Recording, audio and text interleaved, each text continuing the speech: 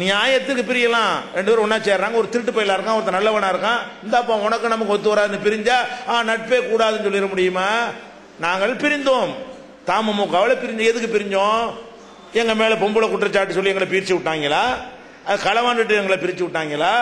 அல்லது நாங்க வேற வேற ஏதாவது பதவி பெறுவதற்காக வேண்டி திமுகவில் கூட்டணி வைக்கிறதுக்கு போல அண்ணா திமுகவில் கூட்டணி வச்சு எம்எல்ஏ ஆகுறதுக்கு பிரிஞ்சோமா? எதுக்கு பிரிஞ்சோம்? தேர்தலில் போட்டியிடக்கூடாது, பதவி ஆசை வரக்கூடாதுன்னா வரணும்டாங்க அவங்க, பிரிஞ்சோம். இப்ப என்ன செய்யணும்? நீங்க யோசிச்சு பார்க்கணும். இவன் செஞ்சு சரியா, அவன் செஞ்சு சரியா? நீங்க பார்க்க வேண்டியது என்ன? பிரிஞ்சதை பார்க்க கூடாது.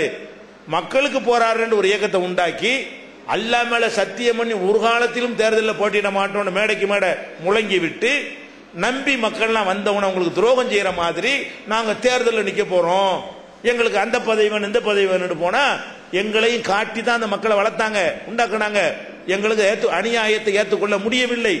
அப்ப நீங்க சொல்றபடி இருந்தா நாங்க என்ன செஞ்சிருக்கணும்? அவங்க பிரியக்கூடாது, நம்மளும் சேர்ந்துக்கிட்டு என்ன செய்வோம்?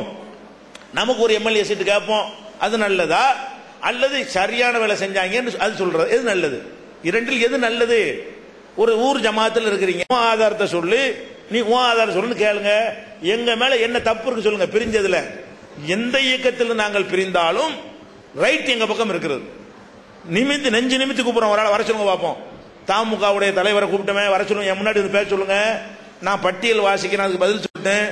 அவர் பட்டியல் வாசிக்கிறேன், நான் பதில் சொல்றேன். வந்தாங்களா?